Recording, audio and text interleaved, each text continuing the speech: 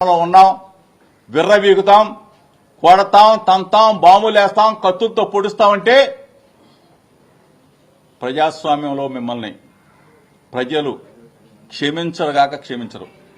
ఈ పాటికి మీరు హద్దు మీరిపోయారు.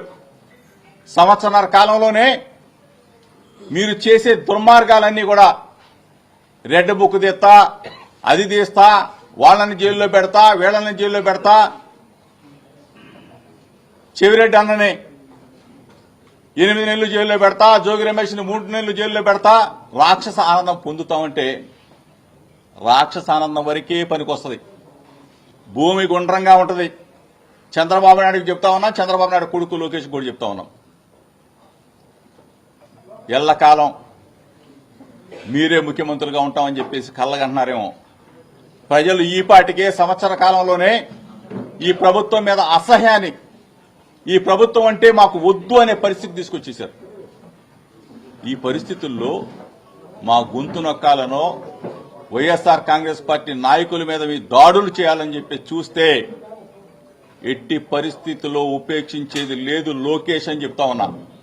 నీ పిల్ల చేష్టలు మానుకో, నీ క్షణికానందం మానుకో, నీ రాక్షసానందం మానుకో.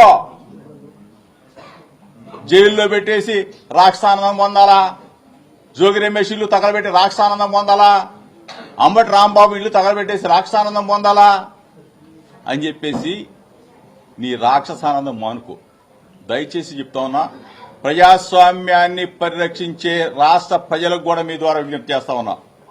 మీరందరూ కూడా దయచేసి ముక్త కంఠంతో ఈ దాడులను ఖండించమని చెప్పి అడుగుతా ఉన్నాం. ఫేక్ కేసులు పెడతా ఉన్నారు. అకారణంగా జైలు జీవితం కూడా అనుభవించాం ఫేక్ కేసులతో. మీ ఆనందం తీరక మా మీద దాడులు చేస్తే ఎట్టి పరిస్థితుల్లో కూడా రాష్ట్ర ప్రజలు క్షమించరు. వైఎస్ఆర్ కాంగ్రెస్ పార్టీ శ్రేణులు మొత్తం కూడా ఈరోజు ఏకతాటి మీదకి వస్తాం, మిమ్మల్ని ఎదుర్కొంటాం. మేమంతా కూడా కలిసికట్టుగా ఉంటాం. జగనన్నని మరలా ముఖ్యమంత్రి చేసే వరకు మా పోరాటం ప్రజల పక్షాన ఉంటాం, ప్రజలతో మమేకమవుతాం. వైఎస్ఆర్ కాంగ్రెస్ పార్టీ జెండాన్ని రెపరెపలాడిస్తాం.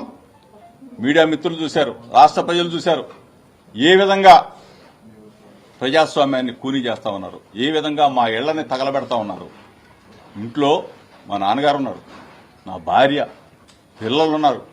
నేను ఇక్కడికి రేపు తమ్మళ్లపల్లిలో కోర్టు వాయిదా ఉంది, దానికోసం వచ్చి ఇప్పుడు చెవిరెడ్డి అన్న కలిసిన తర్వాత, ఇప్పుడు అన్నింటి దగ్గర ఉన్న తర్వాత అంతా కూడా లైవ్ చూశా.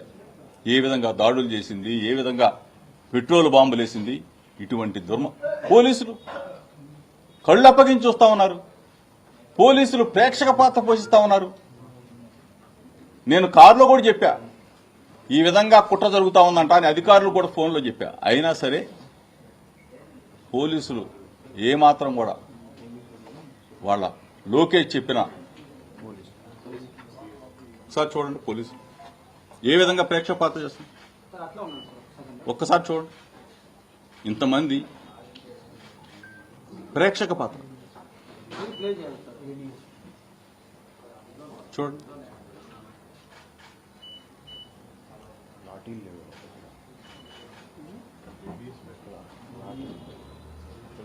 ఇంత దుర్మార్గంగా. ఈ వీడియో మీకు నచ్చినట్లయితే లైక్ చేయండి, షేర్ చేయండి, మా ఛానల్కి సబ్స్క్రైబ్ చేయండి.